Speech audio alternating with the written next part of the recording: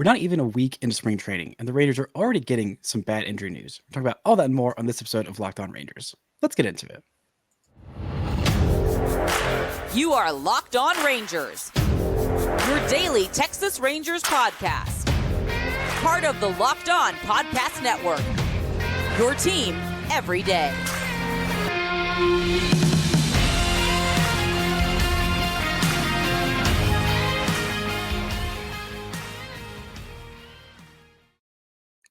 You are locked onto the World Series champion Texas Rangers. I'm Bryce Paddock, a cripplingly addicted Texas Rangers fan covering this team for 10 seasons, including all 5 as the founder and host of this podcast. Thank y'all so much for making Locked On Rangers your first listen every single day. If you're not already, you can follow me on Twitter at Bryce Paddock. You can follow the show at Locked On Rangers. You can follow my guest at OG Shill. Hit subscribe on your favorite podcasting platform and on YouTube, where the best way you can help grow the show is to comment nearly any single thing below. Joining me today is Grant Schiller, the prospect prognosticated writer at Baseball Prospectus, general baseball enjoyer. How are you doing today, my friend? I'm doing great. I am overdosing on the just hearing ball hit mid and crack of the bat videos all over Twitter and Instagram. The green grass. I'm ready to get out there. It's just nice to see and hear these things again. Are you in the best shape of your life? It is spring training, so I got to know. Most definitely not. But we're working to get there. Might be more of a second half performer this year, but hopefully by the summer we'll be in best shape of our life territory. More of an Anthony Rendon appearance to spring training than Alek Manoah. I feel that, but unlike Anthony Rendon, you actually do enjoy baseball very much. Today, we're going to get into the Josh Jung injury, what that means. If we could sign one more free agent, who would it be? Some prospects that Grant is very excited to see. But first, today's episode is brought to you by FanDuel. Make every moment more. New customers join today, you'll get $150 in bonus bets with your first bet of $5 or more wins. Visit FanDuel.com/lockedon to get started. Now, for the last 3 years, unfortunately, a staple of spring training has been my large adult son, Joshua Ryan Jung, sustaining some silly, random, fluky injury that just puts a bummer to my spring training vibes and to his season for the most part. Has 2 out of the last 3 years. And this year, unfortunately, is no different. Josh Jung was fielding grounders at third base, felt something in his calf, and he is going to be out for 3 weeks with that calf injury. Thankfully, it's not as bad as I was worried about, but literally day 1 of spring training. I mean, these injuries for Josh Jung, I mean, he had a stress fracture in his foot back in 2021 that made him miss about 6 or 8 weeks. It was quite a long time. Then in 2022, he had a torn labrum, which we thought was going to put him out for the entire season. Thankfully, he worked his butt off in rehab and came back and made his major league debut at the end of 2022. And then 2023, even though he didn't sustain an injury or miss any time, he got in a car accident and totaled a 5-week-old car. Thankfully, he was okay. But I mean, this is now 4 spring trainings in a row. I mean, do we just need to wrap this man in bubble wrap or just say, no, you're not going to Arizona. You will start the season when the season starts. Maybe you can play in that spring training, what is it, dress rehearsal game in Globe Life the couple of days before opening day. But this is just extremely bad juju for Josh Jung. Yeah, Arizona doesn't seem to do well with him other than winning world championships in the area. But I think I might have a solution that works as a win-win for a lot of people as long as the NCAA will allow it. Okay. I say you let him work out in Lubbock for February and March. Let him play in the games for Tech so he gets his game reps.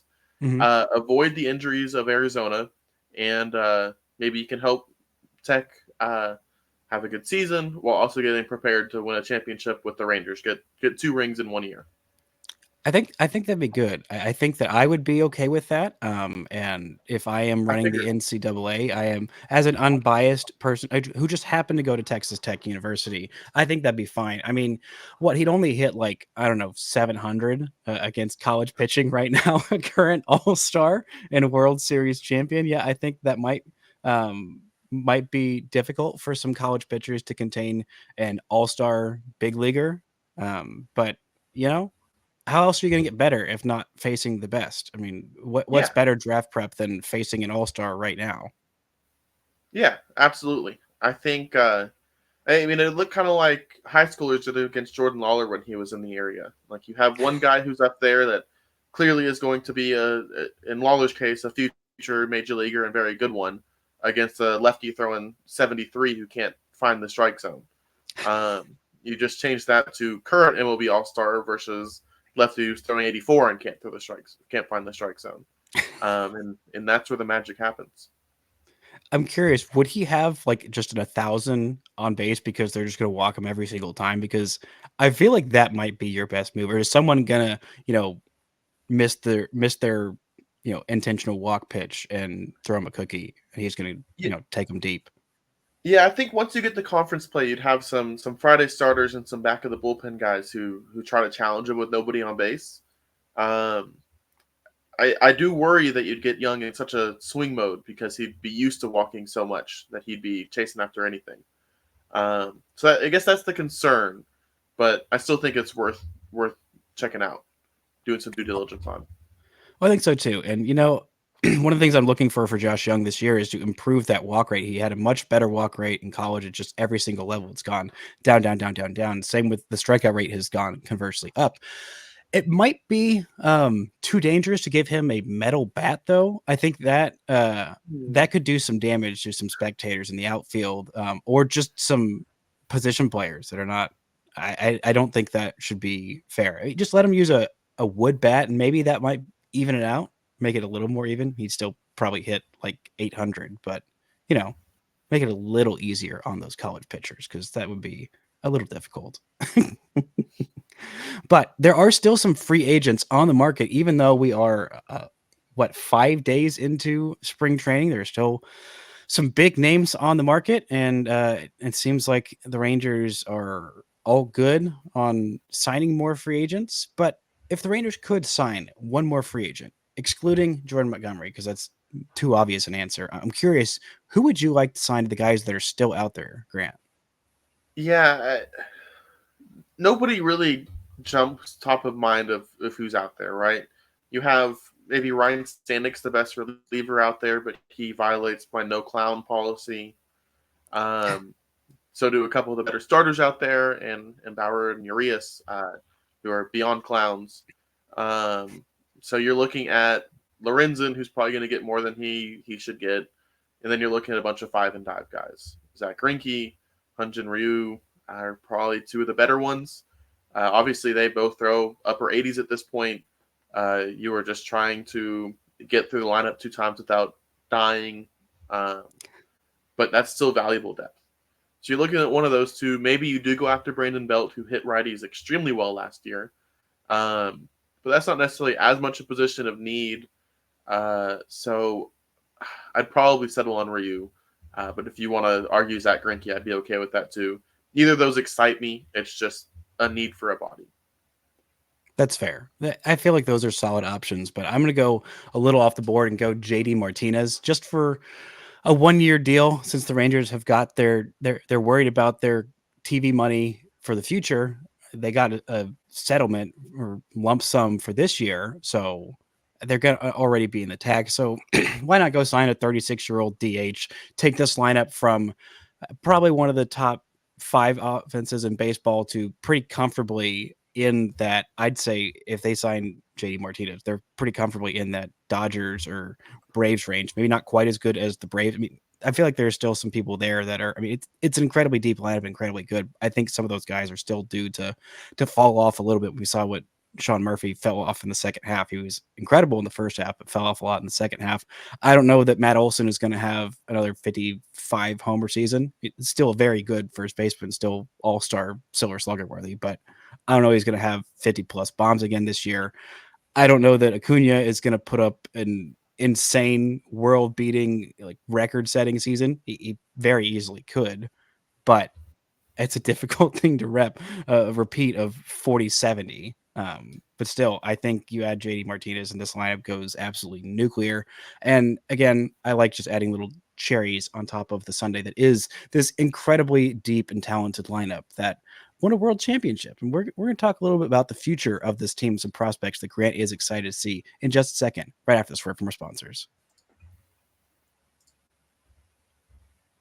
This episode is brought to you by FanDuel. Get buckets with your first bet on FanDuel, America's #1 sportsbook. Because right now, new customers get $150 in bonus bets with any winning $5 bet. That's $150 if your team wins. You can bet on all your favorite NBA players and teams with things like quick bets, live same-game parlays, exclusive props, and more. They've already got odds up for American League Rookie of the Year.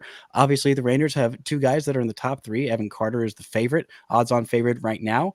Then Jackson Holiday is second, Wyatt Langford in third. They also have some way down the board odds if you're feeling really good about Antoine Kelly winning American League Rookie of the Year, or I believe it's plus 20,000. It's pretty deep, pretty steep odds at Jack Leiter. But if you're feeling it, they are there at FanDuel.com. So head out there to FanDuel.com/locked-on and shoot your shot. FanDuel, official sportsbook partner of the NBA. Now, Grant Schiller, you are the prospect prognosticator, the guy who knows things that others do not. And you are once again headed to spring training for the first time to see the World Series champs in Surprise, Arizona. And while I'm sure you're excited to see Josh Spores throw some pitches and Josh Jung sit there with it, maybe he won't be injured by the time you get there. But there are also some young prospects that are off of most people's radar, not off of your radar, because your radar is picking up all kinds of things like whatever a very good radar is. I don't have any radar dishes by brand name at top of mind. Also, I don't have any sponsorship deals with them, so no free ads to those radar dishes. But who are some guys on your radar that you're excited to see either for the first time or to get a better look at some prospects in spring training this year? Before I get there, two quick things on your build up there. It was well executed, but I won't stand for this Royals erasure. This is the second time that I have seen a World Series champions in Surprise, but the first time I cared about it. And then second, maybe some hype man coaching. A radar that could pick up the Red October. I think that would have been a good line there. Oof. But we'll move on. You live and you learn. It's a learning experience. It's all it is. We either win or we learn. There's no failure. It's spring training for everybody. Exactly. That's perfect use of the phrase there, Bryce. There you go. But I'm gonna throw 5 names at you real quick. There's 3 young international signings on the position player side that I'm really excited to see.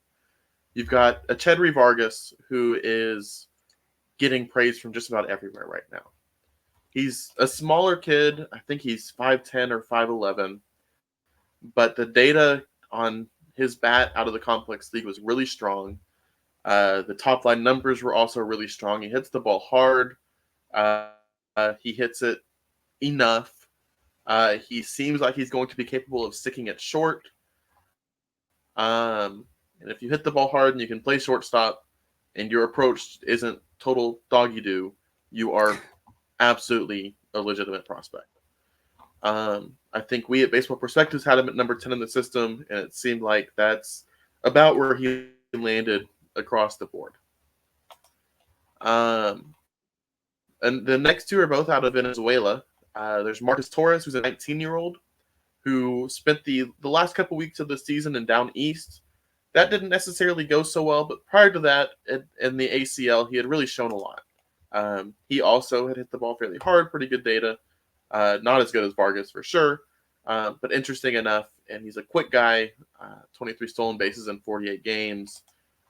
Here's some good things there, not necessarily off the charts, but definitely an interesting prospect at such a young age. And the third one is Jesus Lopez, who made his way stateside as an 18-year-old catcher, which is pretty rare. If you think back to their international signings, the last one who did that may have been David Garcia, who they were very high on at the time, and then he kind of stalled out.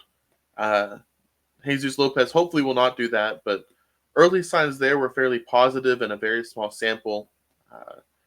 Again, the data behind his batted ball numbers was not spectacular, but at his age, it was strong enough to be worth a follow. So I'm excited to see him, Torres, and Vargas on the position player side. It's normally these lower level guys and international guys that are the most interesting because I haven't seen them. They haven't been here through Frisco and Round Rock. On the arm side, I'll throw out Aiden Curry, who had a big pop-up year last year. He's long been a guy that the Rangers organization has been high on, and I haven't quite seen it myself when I've gone to spring training. But last year he started to put it into numbers and into scouts and prospect analysts were starting to see it as well and over the full season ball. So I'm interested to see, has he taken a step forward? Is he the same guy? Maybe I'm just missing something. Get another look at him. And then Mitch Bratt, who I have not seen, but very interestingly made the Fangraph Zips top 100 overall prospects and has had a lot of success at the lower levels at a young age.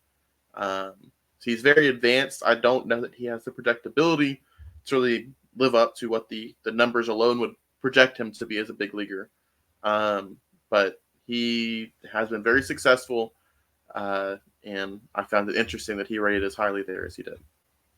Yeah, I mean, a 5th round pick back in 2021. I mean, to be where he is already, and it seems like he's, yeah, like you said, he's not a guy who's like, oh, well, this guy is putting up these insane numbers, so that means that he's going to do the same thing at the big league level. It's just like this guy is very polished, very advanced. I mean, in 2022, the year after he was drafted, he pitched 80 and 2/3 innings and with a sub 2.5 ERA in full season ball as a 19-year-old.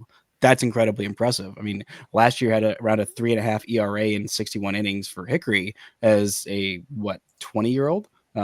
Yeah, he was turned 20 at the beginning of the season, and kid's impressive. He's impressive enough to make the World Baseball Classic roster for Team Canada and to be thrown to the wolves against Team USA, which he got an out and did not allow a home run. And those are the positives there. Don't ask how he got the out. Was it a sac fly? Maybe. But hey, he was a 19-year-old at the time against peak Team USA lineup. And that's about how that's going to go for anybody, no matter how advanced they are as a 19-year-old, unless you've got unless you're like Yuri Perez, which even then, I think Yuri Perez might have also gotten lit up by Team USA. Maybe not, but it's a darn good lineup, and there's no shame in taking one on the chin when you are literally being thrown all right, our rotation's kind of, beat up right now. We're going to throw this teenager out there, and it will be a learning experience, as we have said.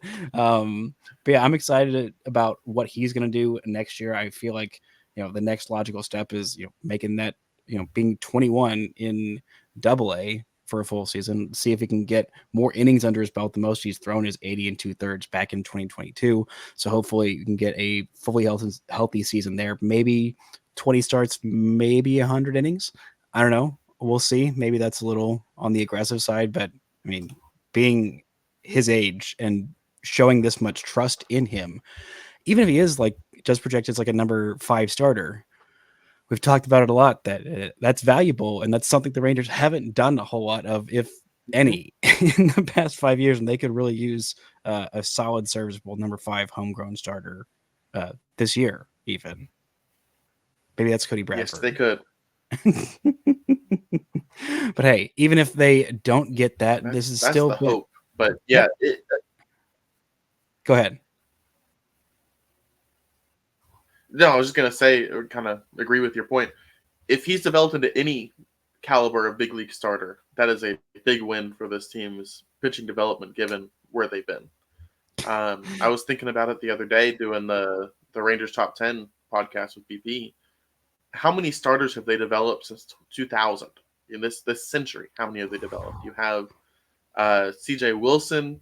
You have Martin Perez, Derek Holland. There was one other who is not Scott Feldman. And then maybe you can claim Colby Lewis, although the bulk of his development really happened when he went to Asia. And that's about all that came to mind, unless I was missing somebody big. It's a low number. Of just the straight up homegrown guys, no Yes, trades, no like rule five. Yeah. drafted and stayed with the Rangers. Drafted or There's signed and stayed with the Rangers. since 2000. What am I? When was Kenny Rogers? He was before that, right? He was I before don't. that, yeah. Well, I mean, he did pitch with the Rangers in the year 2000. He was 35 then. But you know, He was we're before really that. Kevin Brown was before that, and they had more success prior to that. But since the turn of the century, it's been very far and few between, and that's across multiple groups of pitching coaches and pitching philosophies and general managers, and it's pretty crazy. it's honestly insane that they've had that little success. I mean, it's hard for anybody to develop starting pitching, but the amount of starting pitching they haven't developed is like it's a little bonkers. But coming up, we're going to talk about some positive things, how this offseason has felt different as the reigning world champs, and what the vibes are this spring training, as well as our random Rangers. And boy, howdy, do we have some doozies right after this word from our sponsors. This episode is brought to you by eBay Motors. Passion, drive, and patience. What brings home the winning trophy is also what keeps your ride or die alive.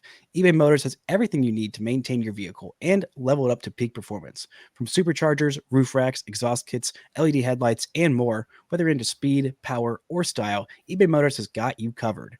With over 122 million parts to choose from for your number one ride or die, you'll always find exactly what you're looking for. And with eBay Guaranteed Fit, your part is guaranteed to fit your ride every time or your money back. Because with eBay Motors, you're burning rubber, not cash. With all the parts you need at the prices you want, it's easy to turn your car into the MVP and bring home that win. Keep your ride or die alive at ebaymotors.com. Eligible items only, exclusions apply. eBay Guaranteed Fit only available to U.S. customers. Now, this spring training, this offseason, the shortest offseason in franchise history since the Rangers won the World Series, in case y'all happen to forget, which, by the way, we did get some news about that World Series courtesy of Mr. Evan Grant of the Dallas Morning News. One of the things that I was saying the Rangers needed to do before pitchers and catchers reported. I think they only did one of these things, and they didn't do this one before pitchers and catchers reported because the main thing was sign Monty, and that has not happened. But one of the things that I was asking for, I think the fifth one in particular, was for the Rangers to get a World Series documentary, because every year since documentaries and baseball were a thing, the World Series champion had a movie about them, behind the scenes, interviews, highlights sprinkled in. And this seemed like the first year that they weren't going to do it, but we did finally get some confirmation that that is going to happen. The Rangers will get their World Series documentary. They're doing some filming at spring training.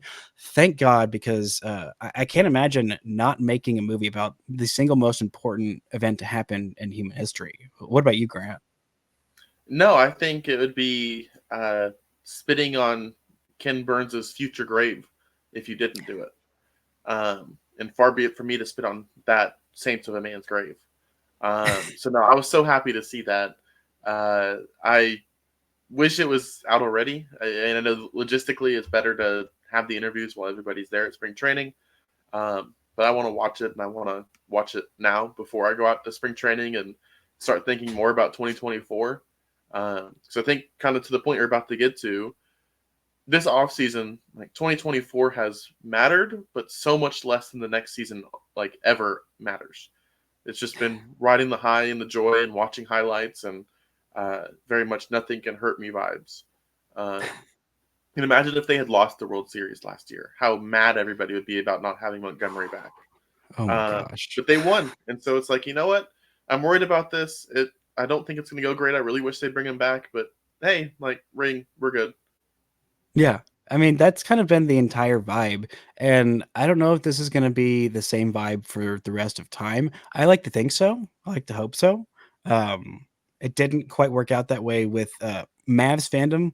It's been, what, 12, 13 years since the Mavs title. And they went from one generational superstar to another with a whole year of overlap. And they're still mad about a lot of things.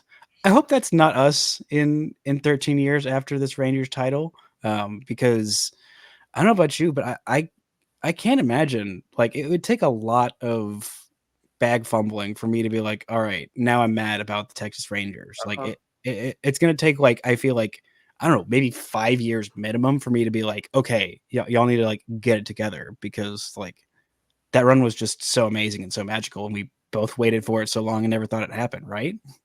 Yeah. I really, I didn't think it would happen in my lifetime. No matter how long that lifetime went, no more than after the Altuve homer in Game 5. So yeah, I think it'll take a long time. I hope it never wears off. But they'd have to do a lot of things wrong for me to be anything but, oh, I'm upset, let me just go watch Adolis Garcia hit a grand slam again. Like, or Corey Seager hit one 450 feet off Paul Sewald. It would take a lot for that not to just be my default at this point. Yeah, I mean, even watching every highlight from that ALCS, even the ones that the Astros did, it's like, oh, look at that. Wow, good for them. Look at them making the drama more dramatic. Look at them getting their own hopes up and then being absolutely soul crushed. And them using that home run to announce the Jose Altuve extension is just, chef's kiss. It's so beautiful. It's so wonderful. And this entire spring, like, I'm glad the Rangers players and front office and everyone like with the actual team, they don't have the same mentality as us, which I worry for them and their mental health. I'm sure it's less beneficial to them as human beings to not be able to enjoy the supreme successes and just be more wired to hate failure more. But for us, I think that works out pretty well, because they're not just riding the high. They're like, nah, screw this. We want more. We want a lot more. And we're not happy with just one. And I'm like, okay, cool. Keep doing that, because I'm still going to be here giddy as ever and significantly less critical of everything that goes wrong, because you have earned yourself a lot of goodwill with that one championship. And even though they want more, and I would enjoy more. I think being satisfied with what happened it's going to sustain me for many many years to come, especially once they get that World Series documentary out there. It's just like, all right, I'm gonna pop that in every day. It's gonna be a daily routine of just watching the World Series documentary or Corey Seager highlights. It's just it's so beautiful. But we are to the best portion of the show, the random Ranger portion of the show. If this is your first time watching Grant and I do an episode, welcome. Happy to have you here. But every year, every time that Grant and I do a crossover, we call a random Ranger the most random Ranger that we can find. The only stipulations that they have to have been on the big league roster for at least a day during the regular season.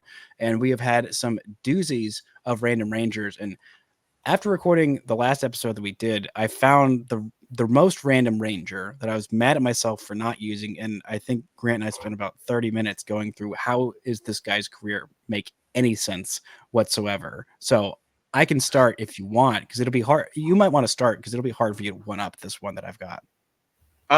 No, go for it. Go for it. I mean, we've already discussed this, so there's no guessing here. So we'll close out with a guessing game and see if you can grab it.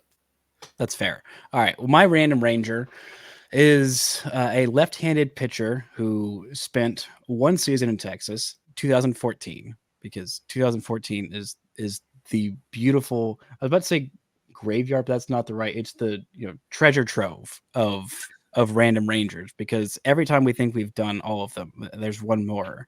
And this random Ranger, lefty reliever, pitched in six games, 7 1/3 innings with a 6.14 ERA with the Rangers as a 28-year-old who just had the weirdest career ever. Came up in the big leagues in 2006 as a 20-year-old with Seattle, spent 3 years there.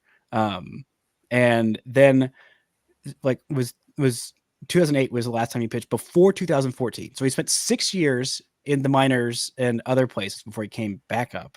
2014 with the Rangers. Then it was another 5 years before he made it back to the major leagues. That was with Toronto. His career ERA is 7.34. He has 20 starts in 33 games. He's finished 3 games. He's had 1 complete game. Just the weirdest pitcher ever. This is Ryan Fearabend, the lefty 6'3" reliever, 3rd round pick, made the big leagues at 20. And just had the weirdest career I think I've ever seen. You want a weird baseball reference page? This is your pick, ladies and gentlemen. Ryan Feierabend. You will sit there and look at every single one of these stats, and you're like, this guy doesn't make sense. Like, how is this guy keep starting games with an ERA of 7 and 8? Mm-hmm. And yet he did, and spend 6 years out of the big leagues, one season, and then 5 more years. Like, it does not make any sense. This guy pitched 5 years in the big leagues that started in 2006 and ended in 2019. Like, it just boggles the mind that this is what happened. This guy with a 7.73 ERA got 119 career innings and 20 starts. Like, what? No, that's not how that works. It doesn't make sense. But Ryan Feierabend is here to be possibly the randomest Ranger ever and to defy all expectations. Grant, who is your random Ranger? Well, real quick, I'll promise it'll be quick. What's extra fun about that, too, is this poor arm started in the steroid era and ended in the juice ball era and basically did not pitch in between. Also, while we're on the Random Ranger segment, this is not my guy, but former Ranger legend and future Random Ranger Nick Solak made history last year. I don't know if you saw this, but he was the first position player ever to have appeared in a game for 2 different organizations without getting a single plate appearance for either of them. So some nice baseball history for our friend Nick Solak. Put him in Cooperstown. Let him live there forevermore. Random Ranger. What would you put for him? Would you put like the bench or like his like pants for like sitting on the bench for those 2 teams? Well, was he a pinch runner or defensive replacement? Because I think you either go with the glove or the cleats. Ooh, that's solid. Maybe the batting gloves because they were fresh, never used, and unused. For sale batting gloves, never used. All right, my Random Ranger is a lefty arm. He's only 35, theoretically could still be in playing shape, but he has not played in the major league since 2017. After that, he was in the Mexican League since 2021, and this last offseason was the first offseason he did not pitch in the Dominican Winter League with Aguilas. He started his career as a Met, then went to the Braves, and then pitched for the Rangers in 2016 and 2017.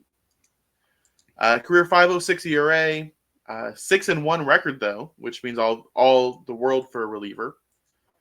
22 walks to 61 strikeouts. Like, that's not terrible in 48 innings. Unfortunately, in 2017, despite his 2.76 ERA, what ended his career was 14 of those 22 walks coming in those 16 and a third innings. Texas career had 28 innings total, 4.82 ERA, 16 walks, 30 strikeouts. I actually kind of liked him a bit when he pitched. I thought he was better than this.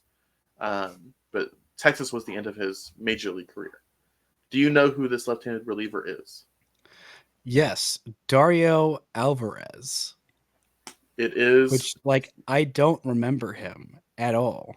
How did he walk 14 batters in 16 innings and have a sub-3 ERA? How did that math ain't mathing. He had 19 hits allowed too. Like a whip over 2 and an ERA below 3. That doesn't work usually. You know, it's it'd be he's almost there, but I wonder if a whip has ever exceeded an ERA. That would be something special. That would be like the FIP wouldn't know what to do at that point.